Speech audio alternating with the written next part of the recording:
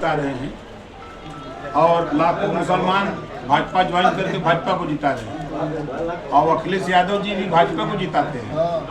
आपको यकीन नहीं है, उदाहरण हम एक पेश करें चाहे 10 पेश करें। मध्य प्रदेश में मोहन यादव जी मुख्यमंत्री बनना था, ये गए मध्य प्रदेश, वहाँ भाषण दिए हैं कि कांग्रेस को वोट मत देना, बहुत चालू पार्टी है, इसकी सरकार बनाना है, इतना कह के चले आए और भाजपा की सरकार बन गई। बिहार गए तेजस्वी को बनाने और वहाँ बना के आ गए भाजपा का।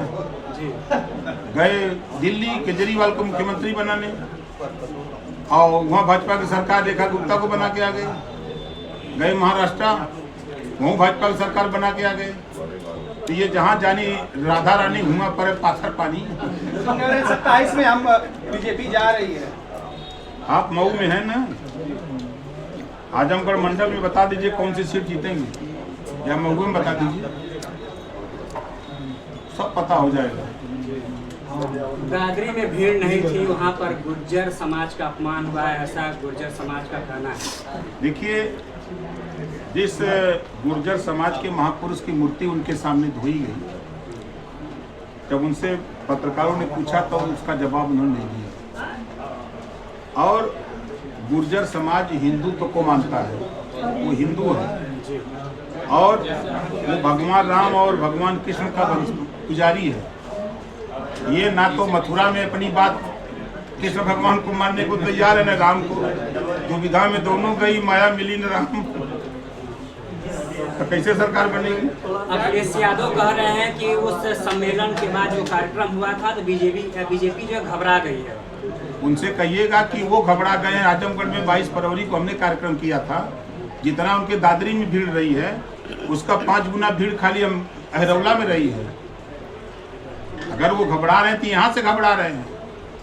उनकी रिपोर्ट उठा के देखिए, उनके वो जिसको लगाए हैं वो खुद बिहार में चुनाव लड़ा, जमानत जब्त हो गई और उसको लगाए हैं कि यहाँ सरकार बनवा देगा। वो आपकी भी तो जमानत जब्त हो गई बिहार में ना, हम अकेले लड़े थे, वो तो सरकार बना रहे थे, हम थोड़ा बना रहे थे, वो तो सरकार बना रहे थे।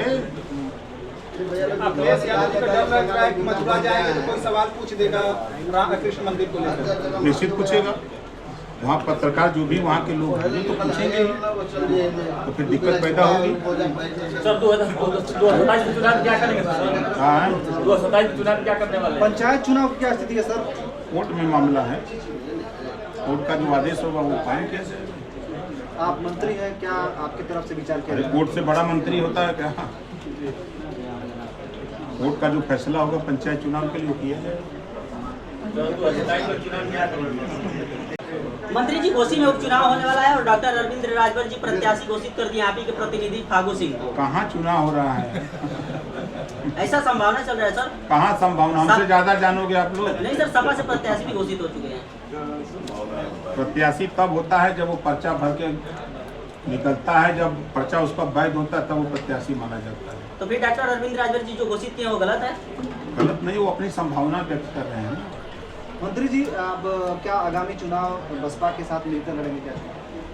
हम एनडीए में हैं, एनडीए के साथ मिलकर चुनाव लड़ेंगे। आप मंच से भाषण दे रहे थे, तमाम बसपा की भी आपने गुणगान गा रहे थे। बसपा के कांशीराम जी हमारे गुरु हैं, बाबा साहब डॉक्टर अम्बेडकर जी की मूर्ति का अनावरण है, तो उनके कृतित्व और व्यक्तित्व उनके द्वारा हम लोग पैदा हैं ना, तो उसको हम लोग भुला दें?